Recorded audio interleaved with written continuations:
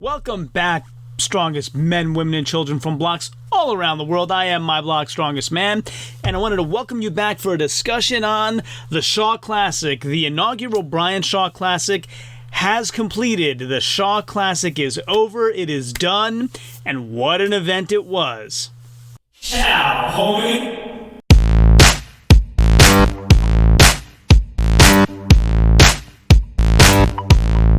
Welcome to My Block's Strongest Man, where we bring attention to the world of strongman and show you how you can mimic those activities using everyday objects all around your own property. If you haven't done so yet, consider subscribing and remember to hit that bell button for all notifications so you'll know whenever I provide all the valuable content every Monday, Wednesday, Friday, and Saturday. So without further ado, on to today's topic. So the folks over at Shaw Strength have asked us to keep confidential the exclusive content that those of us who joined the Shaw Elite Club were able to watch and not reveal any of the placings or results or show any of the video from that. And I'm going to abide by those stipulations. I, want to have a good relationship with everybody involved, fans and, promoters, if you will, alike, and so I'm going to abide by that. So we'll talk in generalities, and I just want to kind of bring across the point to you how great of an experience it was. They did a lot of things better than World's Strongest Man does, especially in terms of, I'll just say, you got to see every lift, right? So with World's Strongest Man, which they've aired a couple of episodes already, it seems highly edited, and the production value is incredible, don't get me wrong, but you don't see everyone go, right? In the Shaw Classic, as far as I could tell, I saw every lift, every carry, everyone do their performance. So for that reason alone, I think it's well worth. It's $8.99 a month, guys. I mean, and Brian's saying you can go on for 1 month, cancel it anytime afterward. And I've mentioned this before. I've paid many times more than this for pay-per-views before in boxing, and I'm sure MMA pay-per-views are also very expensive. I don't know if I've ever gotten one of those, but just keep it in mind. It's $8.99 in the grand scheme of things. For folks that were complaining that you have to pay, it's very small amount to pay for the amount of action that you got to see. And I'm telling you from a person who watched it, who has now seen both days, there is lots of action. For me, if you've watched all my prediction videos that you see lined up here on the screen, for me, some of the stuff I was very happy to get right. Some of the stuff were big surprises. Some of the stuff where I had the competitor positioning well here but not here was the other way around. It was just extremely exciting and enthralling all the way through. You got to see some behind the scenes stuff as well, not only the competition. The fact that the competition happened in 2 different locations I thought was really cool, because I think you saw the potential elevation difference, even though the first location is still really high in Colorado, and I myself wouldn't even be able to walk briskly there, being that I live at almost sea level. Moving up to the mountain location on day 2, I think it was interesting to try to pick out if anybody was affected more than others, and it just had a different analysis feel than a World's Strongest Man or other international competition would have. It had kind of these other parameters that you got to figure out as you were going along. The other thing I thought that was really cool is, or very interesting, is that some of the competitors who you thought would be really good in a particular event were, how shall I say this? I feel like these are the top guys in the world, and they should be very close to each other in every event. And in some they weren't, and some they weren't. In some it was wow, those group of 4 guys are very far apart from each other in that particular thing, but maybe not in this other particular thing. So I'm just trying to say, again, it's well worth the price. The community there is outstanding. It's not I hate to say it, it's not like YouTube. It's totally positive over there. Everybody lifts each other up and looking for training partners and training advice and nutrition advice and stuff like that. So it's really cool, well worth it. And it's still posted, by the way. I don't know if I was clear on that. Carrie Shaw mentioned it'll be posted at least for the next few days. I don't know if she said how many days exactly, but there's still time to go sign up and watch it. So if you're watching this now and you're getting kind of the feeling from me of how exciting it would be to go watch this competition, you still can. You can still go sign up for the month for $8.99 and watch the 2 days that are posted on the Elite Club right now. And as Brian said, cancel anytime after that. I'm going to stay on at least for another month because I've really enjoyed my time there. So again, without revealing anything, we can just say what the events were because we knew that going in, right? That's not exclusive to the club. So you had a log lift for a maximum weight log lift, and you had, somebody do really well there, and a bunch of other people do almost as well there. And just like I said in my predictions, right? Like, you're not going to have 10 guys with 10 different weights on a max lift, right? You'll have a bunch of guys tying each other, and that's basically what happened, right? It happens in every competition that way. And so again, some surprises, some not surprises there, some, that maybe the whole world knew except for me and got right and I didn't, some sort of things like that. And then Super Yoke was after that, and it was real. Again, I can't reveal any results or placings, but maybe I'll talk about the venue and what I thought of that and kind of explain how it would be really cool to see this different kind of thing. So it was indoors. Both facilities were indoors, which I kept hearing them say it's it's a snowstorm outside. So it's very convenient or smart of them to have that precognition to create these indoor venues so that they were able to still do it. And the indoor venues, I guess, like if you guys have been following the Shaw Strength YouTube channel at all, you've seen he's been building this like a very large garage mountain gym, and both venues were like, you have in mind a garage, but like they're big enough that with the production of it, you would never look through the camera production and say that's a tiny venue. No, it was plenty big enough. Like even with the farmers and whatever, they were doing 30 feet lengths, which is almost 10 meters, which is what they did at World's Strongest Man. So it's, wasn't at all, we had to scale this down because it was indoors. Nothing like that. It was plenty of distance for the weights that they had set up for these guys to do, and made it plenty hard enough for them to complete it. So I'll say that the weights were challenging. I don't want anybody going in thinking, oh, we had to do an indoor event and maybe limited by space and maybe limited by the thin air and maybe limited by the fact that these guys are still recovering from World's Strongest Man and we'll make the weights more manageable. Again, I can't reveal specifics, but let me just say in general, the weights were not manageable. The weights were hard, and you got to see guys that were the best in the world at what they do, handling hard weights. So definitely you should go check it out.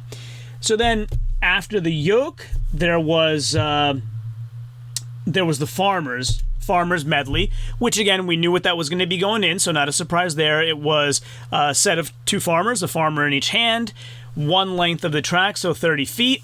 Grab a heavier set of farmers, so I believe it was 350 pounds going and 380 coming back, and then it was an 800 and some odd pound, 850 or something like that, frame to finish off, so 3 total lengths of the track. Really interesting there. And again, some surprises, some things I expected. What else? Yeah, I guess that's all I can say about that. But again, the indoor facility was plenty big enough to handle a running event. There was no we're stuck inside, so they're not going very far. The weight of the implements paired nicely with the distance of the track. And that was day one, right? So those were the events. It was 6 events total, 3 events on day 1 and 3 events on day 2. And the postings were 1 day in arrears. So basically they would go film or go record and then do the editing and posting that, or the editing that evening, and post the next day at around 12 Mountain Time. There were a couple technical glitches, so it ended up going a little later than that, but what can you expect? This isn't a big conglomerate TV network doing this, right? This is I mean this like in a caring way. I don't want to say this like it's belittling anybody. I feel like it's like family members putting it together, right? And like you're rooting for them to succeed, and if it's a little late, like no big deal. It's not CBS who screwed up. It's like your family members who are doing their best, and you know they're all working really hard and trying, so you root for them. And so, yeah, like there were some delays in getting the post up, but they never said exactly noon Mountain anyway. They said around that time, and it was around that time. So totally cool there.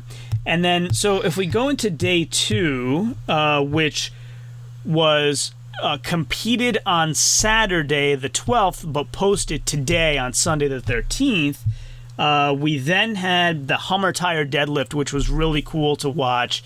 A different kind of deadlift than your standard, right? So it's higher up off the floor than your standard deadlift, but not quite an 18-inch deadlift. I think they were calling it a 12-inch deadlift.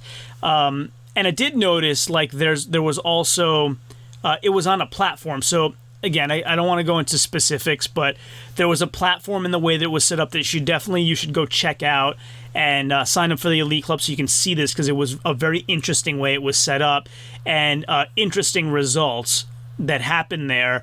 Very, very exciting to see guys lifting an implement that you kind of haven't seen in a while. I think it was an Arnold's thing quite some years ago, and it's just exciting to see a Hummer Tire deadlift again.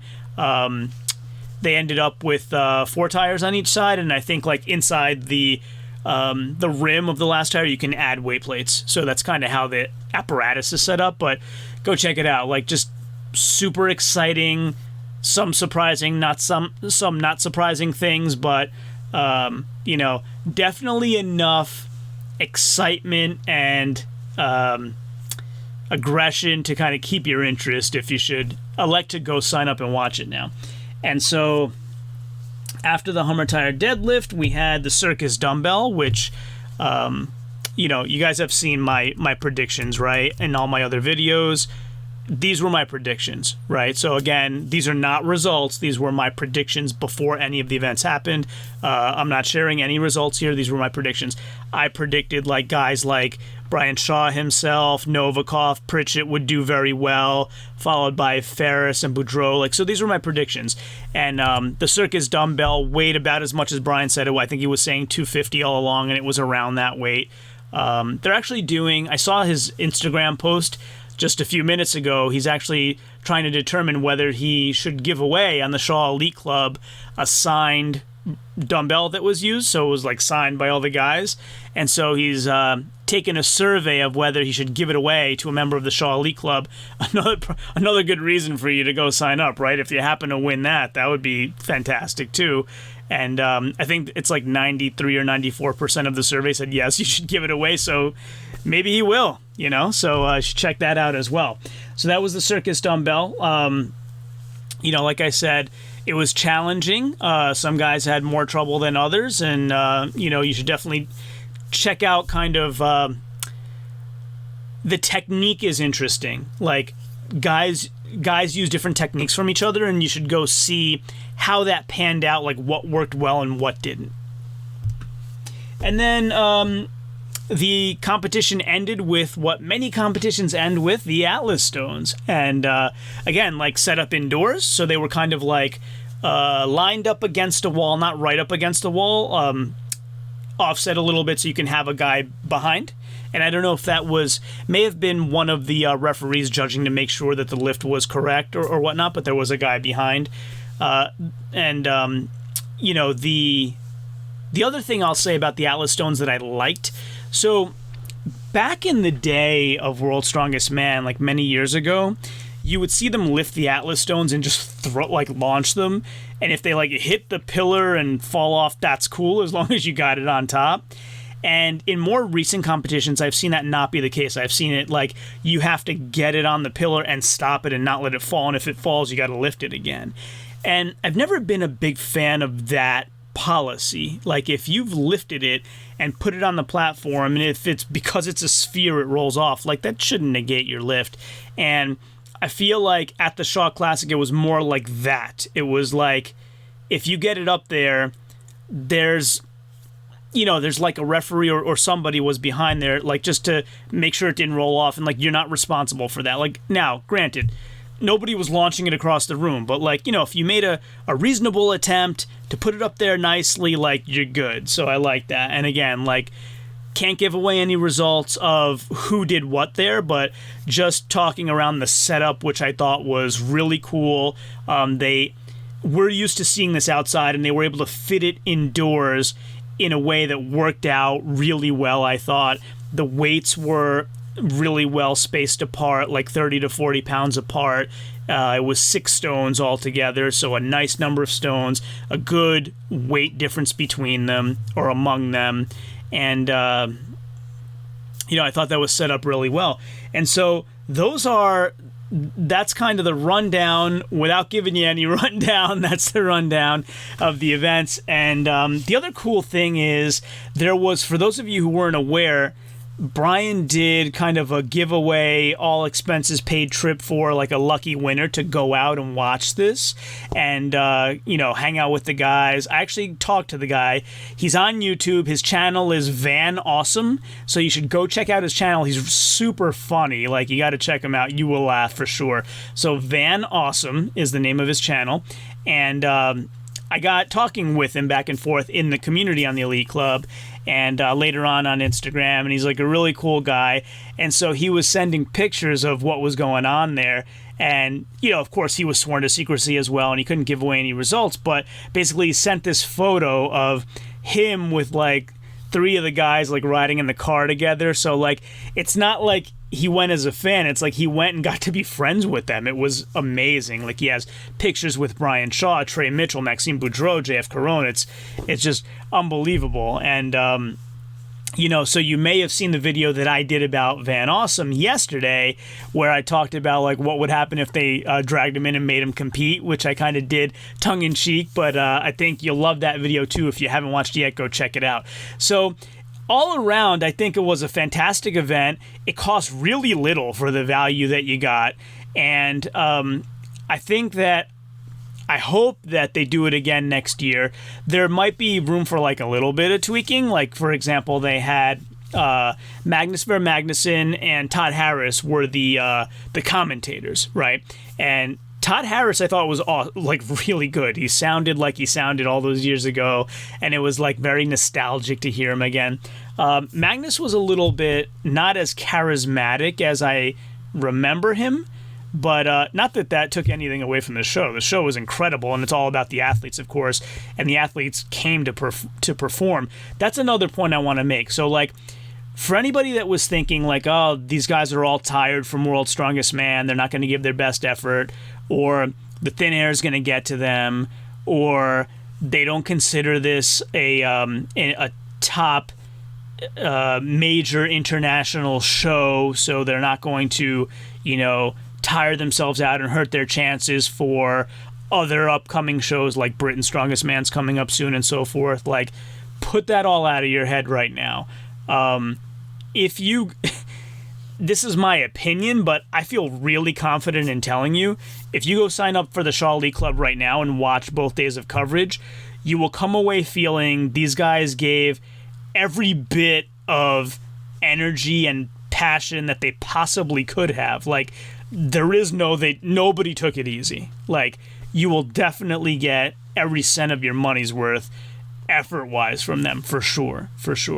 But, yeah, so, like, the one little thing is just, like, I felt like Magnus was a little bit, like, flat in character. Usually he's, like, more bubbly and jovial, and, like, maybe the thin air got to him. Who knows? He's been retired a long time. So maybe it was that. Like, maybe the thin air was kind of making him pause a little bit, but not that he was bad. Like, he was giving good information. He was just a little bit, like, I expect him to be a little more funny and, and that was that. But other than that, like, no complaints. Like, maybe a little bit more WWE style. Like, when the competitor comes up, you just yell their name, like, Hulk Hogan, like that kind of.